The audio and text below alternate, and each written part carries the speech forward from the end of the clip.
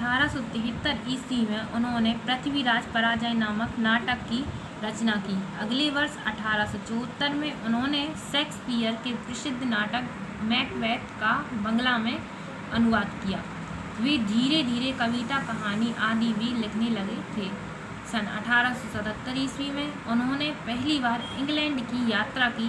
वे पहले तो Brighton school में भर्ती हुए,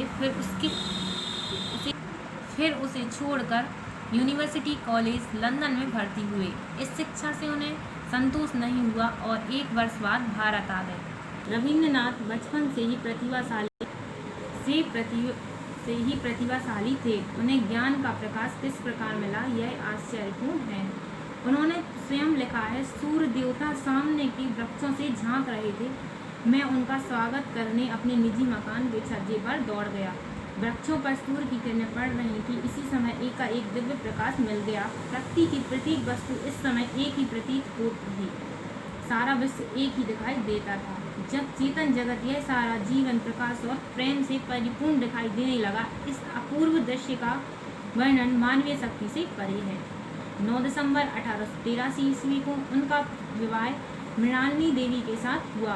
वे अपने साहित्यिक कार्यों में प्रवृत्त हुए और अपनी साहित्यिक योग्यता के कारण लोकप्रिय होने लगे। कुछ लोग उन्हें बंगाल की शैली के नाम से पुकारने लगे।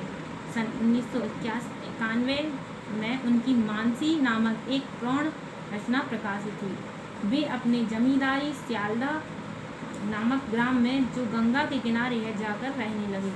यहाँ रविन्द्रनाथ के जीवन के सबसे सुखी दिन बीते। वे कभी भी नाव में बैठकर गंगा के बीच के रतीले मैदान में चले जाते। वे वहाँ अकेले ही प्रकृति से अपने हृदय का संबंध स्थापित करने में तल्लीन हो जाते थे। उन्होंने वहाँ बहुत सुंदर रचनाएं की। इस समय वे ऐसे प्राकृतिक दृश्यों के बीच में थे जिनमें वे अत्यधिक चाहते थे और जिनका उन्होंने बड़ा ही सुंदर वर्णन किया है। यहाँ का समय सफल और सुंदर रचनाओं की दृष्टि से अत्यंत महत्वपूर्ण है। लगभग 4 वर्षों तक उन्होंने निरंतर अच्छे निबंध, कहानियाँ और कविताएं लिखी, अब तो अच्छे नाटक भी लिखे। बलिदान बंगला साहित्य का एक श्रेष्ठ नाटक है। इसके बाद कवि ने पश्चिम में जाना प्रारंभ किया। पहले वे बीमारी की अवस्था में इंग्लैंड गए और वहाँ उनका एक बड़ा ऑपरेशन हुआ, जो सफल रहा। यही वह समय था जब उनकी गीतांजलि नामक बंगला कविताओं का अंग्रेजी अनुवाद प्रकाशित हुआ। अनुवाद स्वयं कवि ने ही किया था। इस काव्य पुस्तक ने उन्हें विश्वविख्यात कर दिया। वे 1913 ईस्वी में भारत लौटे। भारत आने के बाद ही उन्हें विश्व साहित्य का नोबेल पुरस्कार मिला। देश विदेश में उनकी धूम मच गई। उन्होंने राष्ट्रीयता और अंतर्राष्ट्रीयता के आदर्शों को मूर्त रूप देने के लिए विश्व भारती नामक संस्था की और ग्राम सुधार के लिए श्री निकेतन की स्थापना की। श्री निकेतन विश्व भारती का एक विभाग है। नोबेल पुरस्कार और अन्य पुस्तकों से उन्हें जो कुछ भी मिला, वह सब उन्होंने इस संस्था के लिए खर्च कर दिया। संसार के विभिन्न देशों के विद्यार्थी यहाँ अध्ययन अध्यापन करते हुए संस्कृति के बंधुत्व में परस्पर मिलजुल कर रहते हैं।